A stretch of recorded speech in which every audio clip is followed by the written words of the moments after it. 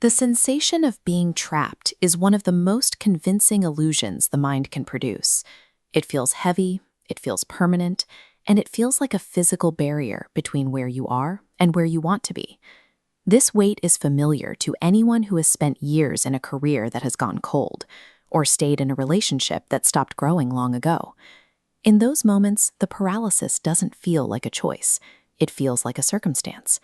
We point to lack of capital, the timing of the market, or a run of bad luck as the external forces holding us in place.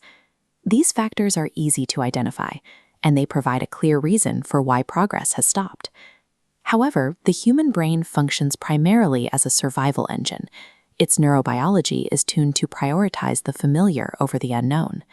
When we face a choice that introduces significant change, the brain routes the signal directly to avoidance behavior to keep our current environment stable.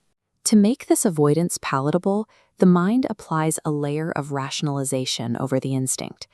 We take the biological impulse to stay safe and rebrand it as a series of logical objections. This self-deception is the mechanism that halts progress. We stay in place because we have successfully convinced ourselves that the walls around us are structural rather than psychological. We often characterize long-term hesitation as meticulous planning. By framing fear as being realistic, we give ourselves permission to stay exactly where we are while feeling like we're making progress. This is visible in the search for the right moment to act. Mathematically, a life change without friction is impossible. The preparation line moves toward a perfect intersection that never occurs.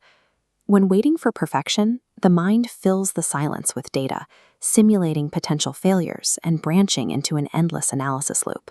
While some wait for the environment to become risk-free, others realize that the only way to gain clarity is through movement. One group requires a map before they start, the other builds the map as they go. Demanding absolute certainty before taking a step is a delay tactic. It uses the language of responsibility to hide a basic refusal to face the unknown. There is also a strong incentive to protect the life we have already built, even if that life is no longer satisfying. We convince ourselves that staying in a tolerable situation is the only way to maintain our current security. Remaining within a familiar routine sends a signal of safety to the nervous system. It feels like a protective barrier, keeping the chaos of the world at bay while providing a sense of control. Beneath this safety is a specific dread of losing status or comfort. We tell ourselves we are being careful, but the driver is the thought of what might happen if we try and fail.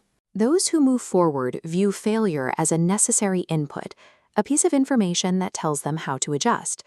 For those who stay still, failure is seen as a final verdict on their value. This stillness provides a temporary calm, but it results in a life that grows smaller over time. The safety we feel is actually the sensation of stagnation.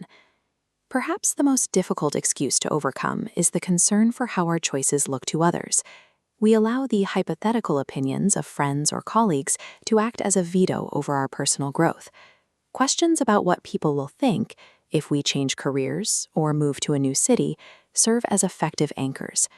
They sound like social intelligence, but they function as a way to avoid making a disruptive choice.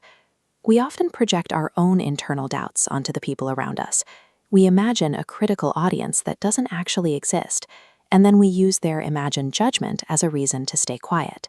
Avoiding the possibility of being judged requires us to give up the ability to choose our own path. We trade our autonomy for the absence of criticism. When a decision is based on what others might say, the individual is no longer the one making the choice. The fear of optics has taken the lead. Every logical reason we provide for our lack of movement eventually leads back to the same origin. Whether we call it prudence, safety, or optics, the root cause is a hesitation to confront the unknown. The trap we feel ourselves in is often unlocked. The door is already ajar, but crossing the threshold requires us to accept the discomfort that comes with a new environment. The cost of remaining in the safe room is a life that remains unchanged. We avoid the pain of the transition, but we inherit the long-term pain of knowing we never tried. Action changes the internal landscape. It replaces hypothetical fears with real-world feedback, allowing the mind to move from simulation to execution. Identify the decision you have been delaying and take one step toward it today. If you're ready to move past the excuses, subscribe for more deep dives into the psychology of performance, and let us know in the comments which step you're taking first.